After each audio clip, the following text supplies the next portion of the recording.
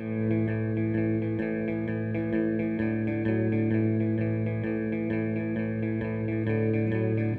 are floating in a space capsule. I look at you, perhaps you'll smile at me, loving our kaleidoscope world. Olá, boa noite. Hoje eu queria falar sobre um livro que estava aqui parado na minha estante desde 2011. Eu já devia ter lido antes, só agora que eu tive, sei lá, o interesse ou a coragem de pegá-lo, que é esse daqui, ó. É O Homem que Não Pararia por Nada, da Melissa Holbrook Pearson.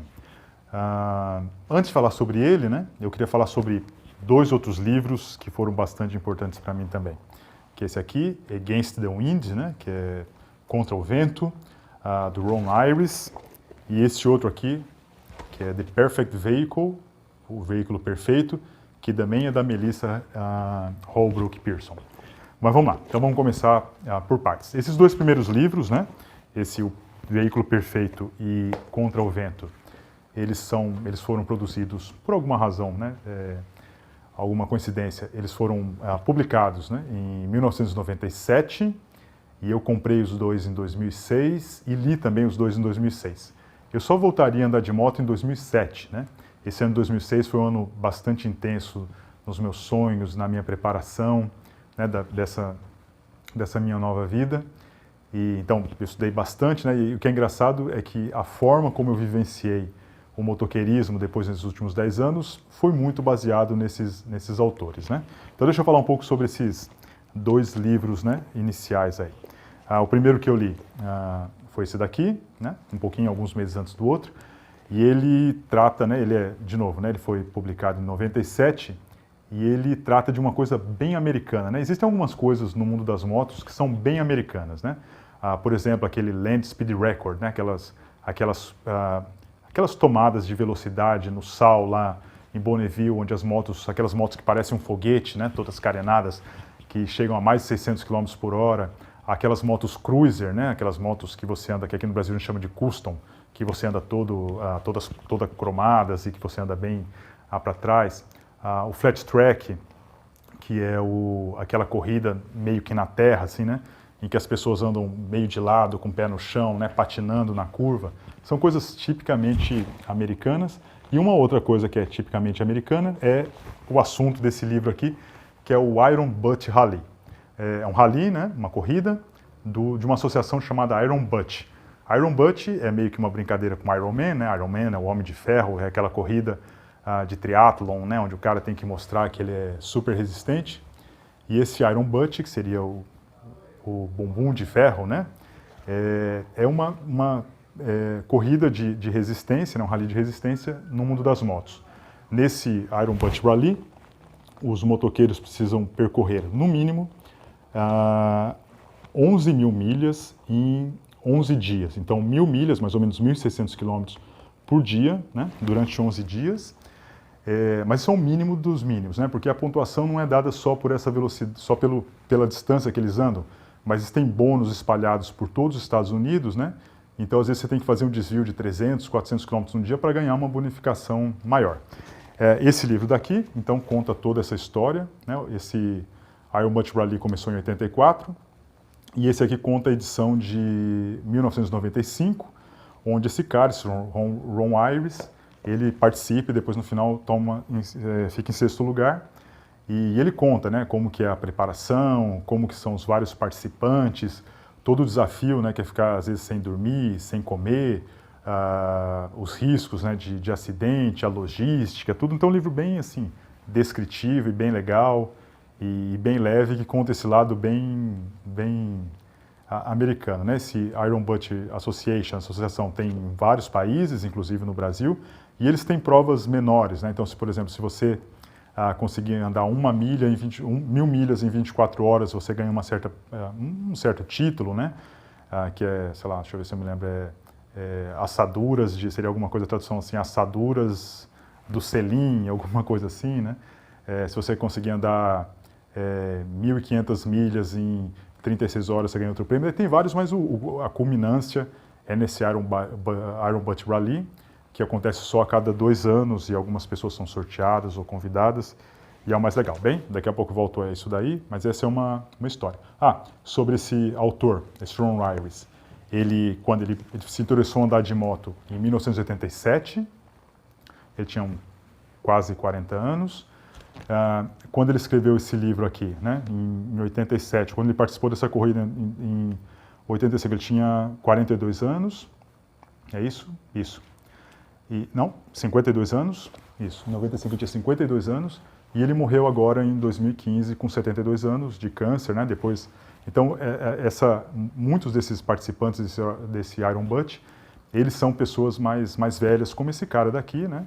Que participou do seu primeiro Iron Butt com 52 anos e depois dedicou sua vida, né? Depois de aposentado do trabalho normal, dedicou sua vida a aventuras e grandes viagens e a bater recorde e tal. Esse Iron Butt, ele está dentro de uma categoria de competições ou desafios, né, que são viagens de longa distância, mas não só longa distância, como eu comentei outro dia, que é dar volta ao mundo, né? Tem que ser longa distância e muito rápido, né? Então essas pessoas praticamente não param para conhecer as pessoas ou para registrar ou para tirar foto, a não ser para ganhar essa bonificação. Então tem todo um objetivo muito próprio deles, né? E não tem muita história para contar. Depois eu vou comentar um pouco mais sobre isso, bem? Então, esse é o primeiro livro. O segundo livro, que eu li, de novo, né, também foi publicado em 1997, e eu li também, comprei e li em 2006, que é esse daqui, The Perfect Vehicle, e ele conta a história dessa autora, né, dessa escritora Melissa, mais ou menos nos últimos 10 anos antes de publicar o livro, né, então de mais ou menos de 87 a 97, é considerado um dos livros mais importantes do motoqueirismo, né? Essa escritora, ela é uma motoqueira normal, né? Como eu sempre comento aqui, eu gosto de livros sobre pessoas normais. Uma motoqueira normal, que aprende a andar de moto, né? Um ex-namorado dela acaba influenciando ela a aprender, e ela conta ela mistura, né, nesse livro dela um pouco de filosofia, o medo que é andar de moto, a história, né, das várias motocicletas, das várias fábricas, né, da Honda, da Ducati. Ela gosta especialmente, ela fala muito sobre isso nesse livro, da Moto Guzzi, que é uma moto italiana, né? E compara muito essa Moto Guzzi, que, segundo ela, né, é formada de pessoas que gostam mais de andar devagar de moto e se encontrar e participar de encontros e tal. E, bem, daí é um livro bastante especial, né, porque mistura assuntos técnicos e filosóficos com experiências pessoais e com medos, e ansiedades e felicidades, né? Então ela não separa o que é ela e o que é o mundo externo. E de certa forma, pensando agora, né, eu nunca tinha pensado muito nisso, eu acho que talvez por ter lido esse livro, que o Equilíbrio em Duas Rodas é tão misturado assim, né? Mistura tanto experiências pessoais com questões mais gerais e sociais e econômicas, né? Então esse é um livro bastante respeitado, ele é considerado um dos melhores livros de moto ou de motoqueirismo do mundo, né? Bem, já tinha lido esses livros, de novo, né, em 2006, em 2007 voltei a andar de moto, fiz um monte de viagens, montei disciplinas, comecei a estudar coisas mais gerais como economia, acidentes, política, blá, blá, tal. Tudo isso, em 2011 comprei esse livro, né, da Melissa Pearson, ficou lá na minha estante e falei assim, um dia eu leio isso daí, nunca dei muita bola. E, de novo, por alguma razão, eu resolvi pegar esse livro para ler agora essa semana. E, bem, e por que tem a ver com aqueles outros 2 livros, né? Primeiro, porque é da mesma autora, do Veículo Perfeito. E segundo, porque trata dessas viagens, né, de longa distância, né? Quando ela escreveu esse livro aqui, ela tinha, ou quando ela vivenciou, né, isso aqui, porque esse livro se passa, embora eu tenha publicado em 2011, se passa de 2008 a 2010. Então ela tem 51 anos nesse momento, e ela começa o livro falando de um desses caras, né, que fazem grandes viagens muito rápidas e quase não param, né, durante vários dias quase não dormem, que é um cara chamado John Ryan, né, que na época tinha 48 anos, né. Ele também já morreu, né, num acidente de moto em 2013. Ele tinha 48 anos, morreu com 52 anos. Né? Então, 52 anos parece ser uma data importante, né? Foi quando O Ron Iris participou do primeiro Iron Butt Rally. Foi quando a Melissa escreveu esse outro livro, esse segundo livro dela sobre motos, né? Ela tem outros livros. Quando o John Ryan, que é esse piloto, né, morreu num acidente. Bem, é talvez um número meio cabalístico para jogar no bicho, para quem gosta disso. Bem, mas aí ela começa a falar sobre esse John Ryan, por isso que eu não me interessei muito. Eu tinha começado já a ler várias vezes sobre esse livro, né, o primeiro capítulo que fala sobre esse John Ryan, e fala sobre o Iron Butt Rally, explica como que esses caras viajam. Eu já tinha lido no outro livro, eu falei assim, esse aqui é mais do mesmo, né? Só que depois eu perseverei um pouquinho mais dessa vez, nessa semana, e daí comecei a entender qual é o lance desse livro, né? No primeiro capítulo ela fica falando só de coisas externas, mas depois ela começa a contar por que ela escreveu esse livro, né? Então a verdade é o seguinte, quando tinha acabado o outro livro, né, em 97, ela anuncia muito feliz que ela tinha acabado de casar com um cara, que o cara não era motoqueiro, mas que gostava que ela andava de moto e tal, e acaba por ali, né, um sonho, um casamento e tal, pronto, final feliz. E esse livro aqui, né, já de 2011, dela conta que o casamento durou 15 anos, ela teve um filho, né, que estava com 8 anos, só que nesse tempo ela tinha abandonado a moto, não andava mais de moto, nem escrevia sobre isso. Então, embora ela fosse convidada, né, por ter um livro bastante famoso, não era mais o interesse dela. E que, infelizmente, o casamento dela tinha terminado, ela tinha acabado de se divorciar, e ela não tinha mais interesse em andar em moto, e estava bem abalada e tal. E esse tal John Ryan, né, que era o cara que viajava muito, que ela tinha conhecido por acaso num evento lá, começou a encher o saco dela por e-mail. Falou assim, não, você precisa voltar a andar de moto, né, você precisa fazer isso. E foi enchendo tanto o saco dela, e ela viu que ela precisava de uma saída, né, daquela tristeza que ela estava vivendo pelo término do casamento, e que ela resolveu voltar a andar de moto, né, e começou a entrar nesse mundo desses caras do Iron Butt, né, e tentar entender o que fazia esses caras, né. Ela falou assim, por que esses caras andam de moto? Porque hoje em dia as pessoas andam de moto aparentemente para postar no Facebook, né, ou então para escrever um livro. Né, isso é até uma pergunta que eu sempre me faço. Eu falo assim, será que eu faria esse passeio ou essa viagem se depois eu não fosse colocar no Facebook, né? Alguém pode responder isso, né? Será que alguém hoje em dia consegue fazer isso? Parece que a gente viaja muito pelos outros, né? Até já há um bom tempo eu decidi que eu não escreveria e nem publicaria fotos dos meus passeios de moto, porque eu comecei a ficar prisioneiro deles, né? Eu começava a andar de moto para poder registrar e publicar alguma coisa. Daí, como eu não queria fazer isso, eu parei de registrar e foi muito legal. Bem, daí ela comenta, fala assim, mas esses caras aqui que fazem essas grandes viagens de forma muito rápida, né? Eles não encontram ninguém, não acontece nada, eles vão escrever o quê? Vão publicar o quê? Por que eles fazem isso? Então ela começou a ir atrás do que motivava realmente esses caras, né? E acabou compreendendo o que era, né? Naquele momento de desordem emocional da vida dela, de falta de esperança, a viagem de moto rápida virava um objetivo muito simples e muito concreto, né? Você pega a moto e anda o mais rápido possível, sem outras grandes preocupações. Então, isso simplifica a vida, né? Quando a vida está muito atribulada. Bem, e daí conta sobre isso, só que depois ela começa a ficar insatisfeita com isso, a vida dela começa a se regularizar, né? E daí ela passa, né? Ela estava andando com uma BMW. Ela tem, nesses livros todos, ela sempre tem uma briga da BMW com a Moto Guzzi, desde o primeiro livro, né? Mas principalmente nesse livro, porque as BMWs são as motos mais confiáveis, né? E mais confortáveis para essas viagens rápidas de grande distância. Então quase todas as pessoas andam de BMW.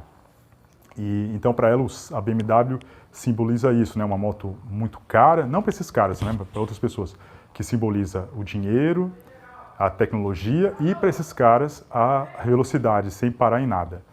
E que ela se lembrava, né, da vida passada dela, né? Ela ficou 11 anos sem andar de moto durante o casamento, que a Moto Guzzi significava outra coisa, significava andar devagar, parar, se encontrar com as pessoas, né, fazer parte de uma comunidade.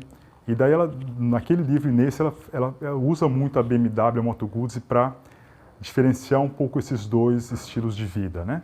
E ela, embora ela pareça, sinta né, que é necessário em alguns momentos você precisa se mover rápido com objetivos simples, como no caso da BMW, né, para essas viagens, depois que você vai se recuperando, você precisa andar de forma mais plena, né? Então essa mais ou menos é a progressão dela, né?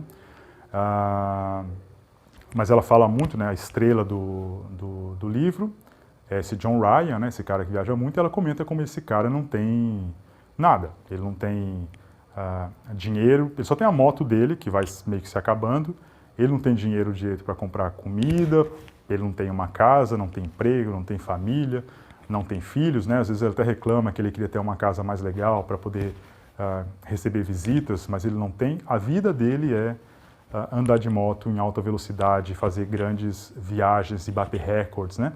E é claro que ele é reconhecido pela essa associação do Iron Butt, por esses amigos dessa comunidade, mas só isso, né? E no final até acaba ficando meio triste, né? Porque ela começa a mostrar que no final do livro, né, ele já não, ele não tem mais dinheiro para arrumar a moto dele, e a moto não é mais confiável para fazer grandes viagens. Como no Iron Butt, eles, né, na associação, eles ainda dão valor para ele, mas já ficam meio assim com aquele ar, falam assim, vamos ver quem é o próximo que vai bater o recorde, nós queremos recordes, né? Então acaba virando, de certa forma, um moedor de pessoas, né? Bem, era isso que eu queria falar hoje, né, sobre esses 3 livros, e queria também explicar um pouquinho o título que eu dei para esse vídeo, né? Porque, na realidade, o livro é O Homem que Não Pararia por Nada e o vídeo é A Mulher que Não Pararia por Nada, né? Porque, na realidade, assim, essa Melissa, ela engana a gente, né? Ela finge que ela está falando de motos e de outras pessoas, quando, na realidade, ela está falando dela mesma, né? E ela é uma pessoa cheia de... tem coisas interessantes e é inteligente pra caramba, né? E charmosa, né? Mas também cheia de medos e preconceitos de quem tem moto assim é de um jeito, quem tem moto de outro jeito. Ela é bastante imperfeita, né? E é isso que é legal pra caramba, né? As pessoas de verdade são pessoas imperfeitas, né? Então, quando a gente sai com uma experiência, uma sensação muito boa ao ler esses livros dela no final, né? Parece que é uma bagunça, parece que é uma mistura, parece que ela está colocando as ansiedades dela no meio dos outros, e no final você sai com essa visão de humanidade, né? Que é mais ou menos o que a gente sente ao andar de moto, né? Assim, a moto na propaganda parece uma coisa perfeita, mas quando você vai andar, às vezes você leva um susto, às vezes você cai, e às vezes ela quebra, e às vezes fura o pneu, mas às vezes ela te leva para um lugar impressionante, às vezes ela faz uma curva perfeita, e às vezes ela te acelera e te traz uma felicidade imensa pela manhã. As pessoas são assim, né? Cheias de detalhezinhos interessantes, as motos também são assim, e a vida também é assim, né? Então, essa Melissa, ela passou por um sofrimento muito grande, ela não fala nada sobre o casamento, por que terminou, nada, e nem se ela se sente culpada ou culpa o outro, nada disso, né? Ela não comenta, mas certamente ela comenta muito da dor que ela sentiu pelo luto que ela teve que viver no final do casamento, né? E ela teve que passar por isso, né?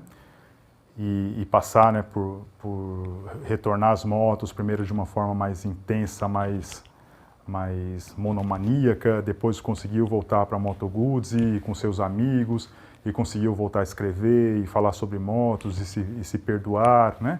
E aceitar as suas limitações, né? Ela não parou por nada, né? Assim, ela continuou a vida dela e continuou com uma integridade forte, e isso fez com que ela sobrevivesse, né? Por isso que eu chamei o vídeo de A Mulher que Não Pararia por Nada e que Não Parou por Nada, né? Bem, era isso que eu tinha para falar por hoje.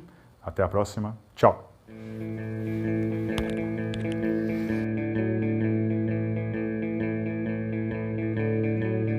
We're floating in a space capsule. I look at you, perhaps you'll smile at me, loving our kaleidoscope world.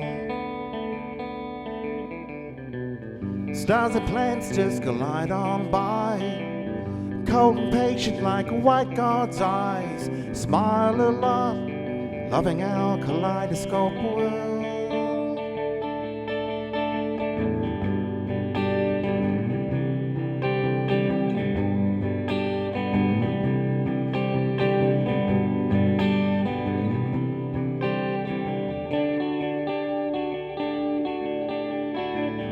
Gets a bit cold, so we turn the heater. Things are great, but that makes it neater. We'll never die in our kaleidoscope world.